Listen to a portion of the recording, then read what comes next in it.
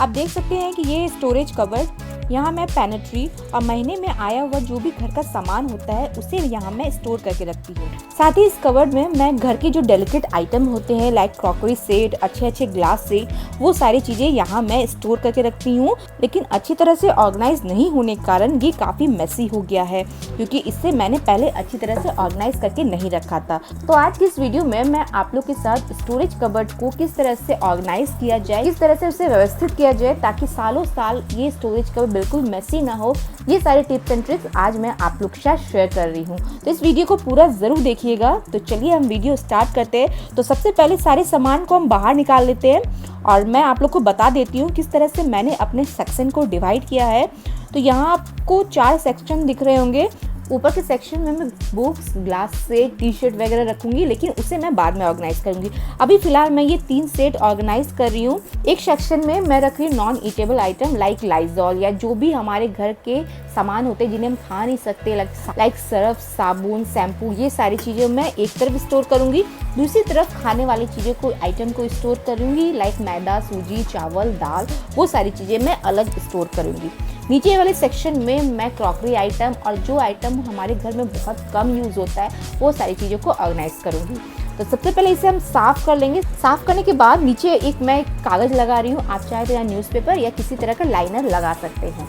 तो चलिए इस सेक्शन का बात करते हैं। तो इस सेक्शन में मैं लाइजॉल एंड अभी मैं फेनाइल रख रही हूँ। ये आप सोचेंगे कि हार्पिक इतने सारे मेरे घर पे कैसे आ गए, तो ये फ्री वाला आइटम है। ये लाइजॉल के साथ फ्री में अभी आ रहा है, इसलिए मेरे घर में भी कुछ ज़्यादा ही आ गए हैं।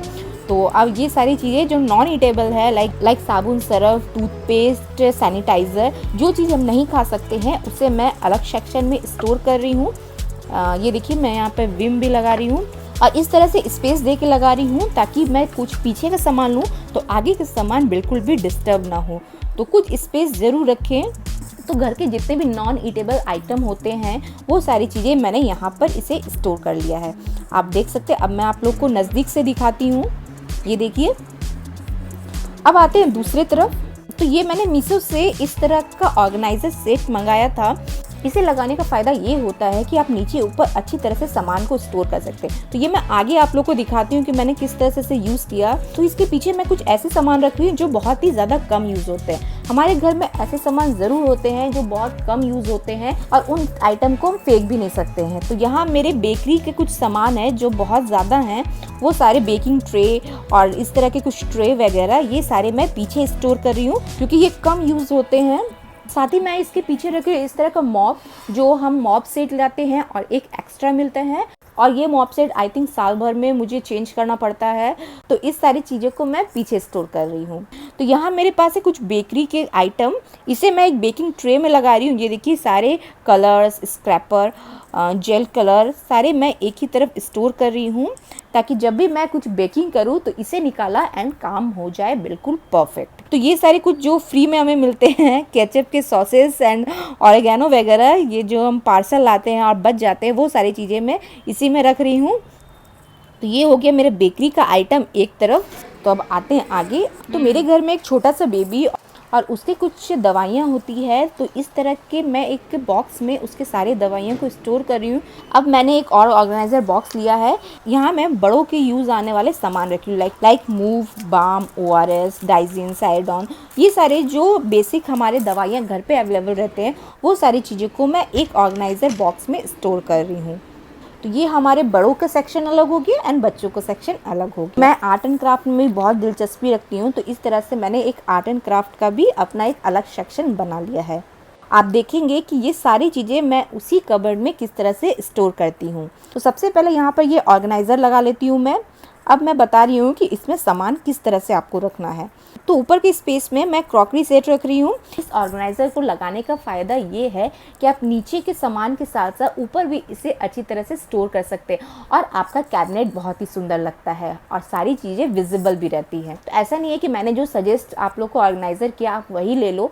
आपके कबर्ड के हिसाब से, आपके कैबिनेट के हिसाब से जो चीज़ सूटेबल हो आप वही चीज़ ही इससे परचेस कीजिए। जितनी जगह है आपके कैबिनेट में आप उतनी चीज़ें परचेस कीजिए।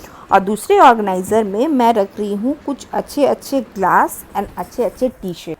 ये जनरली हमारे घर में जब गेस्ट आते हैं तभी निकलता है, क्योंकि ये बहुत ज़्यादा ही एक्सपेंसिव होते हैं और जनरली हमें इसके टूटने का डर रहता है।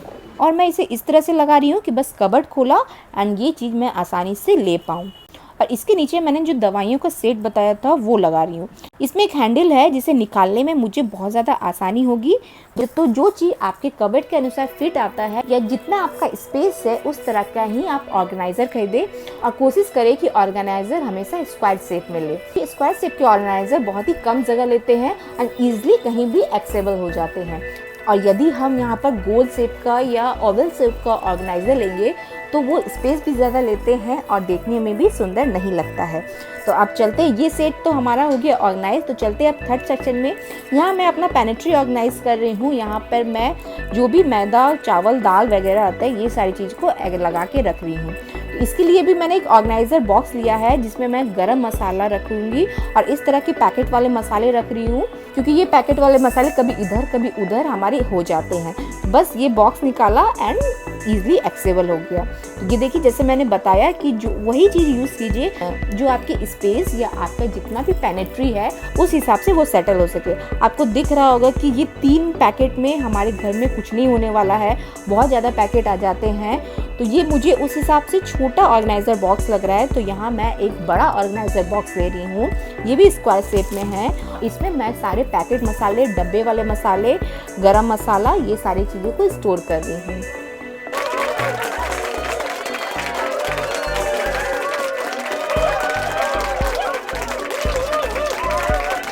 गरम मसाला, पैकेट वाले मसाले सारे आगे एक बॉक्स में, ऐसे मैं सिंपल वे में बस उस जगह लगा रही हूँ। अब कॉर्नफ्लेक्स, ऑलिव ऑयल और जो भी तेल मसाले आप यूज़ कर सकते हैं वहाँ ये लगा सकते हैं। तो ये हो गया नॉन ईटेबल आइटम, ये हो गया ईटेबल आइटम। और नीचे वाले सेक्शन में हो गया हमारा क्रॉकरी सेट एंड दवाइयाँ वगैरह, सारी चीज़ अच्छी तरह से ऑर्गेनाइज। तो आपको ये बहुत ही इंटरेस्टिंग वीडियो लग रहा होगा, यूजफुल वीडियो है तो शेयर ज़रूर कीजिएगा, क्योंकि हर घर में स्टोरेज का प्रॉब्लम होता है। लेकिन अगर आप इस तरह से अपने कैबिनेट को स्टोर करके रखिएगा तो आपका समय भी बचेगा और ये ऑर्गेनाइज भी लगेगा। तो ऊपर वाले सेक्शन को भी मैं अब क्लीन कर रही हूँ। सारे बुक्स एंड जो भी क्रॉकरी सेट के डब्बे होते हैं वो सारी चीज़ को निकाल रही हूँ। तो एक मैं सिंपल वे में बता देती हूँ कि आपको जो भी चीज़ रखना है एक ऑर्गेनाइज़र बॉक्स में रखिए, एक ऑर्गेनाइज़र डब्बा में रखिए, ताकि आपको एक चीज़ लेने के लिए सारी चीज़ों को खोलना ना पड़े। तो इसी तरह से मैंने बुक्स को यहाँ पर लगा दिया है। ये मेरे कुछ बुक्स हैं एंड ये एक टी शर्ट यहाँ पर लगा रही हूँ, क्योंकि सभी के घर में इस तरह के टी शर्ट, ग्लास सेट वगैरह रहते हैं। तो हो गया मेरा स्टोरेज कबर्ड बिल्कुल नीट एंड क्लीन। कितना मेसी था आप देख सकते हैं पहले।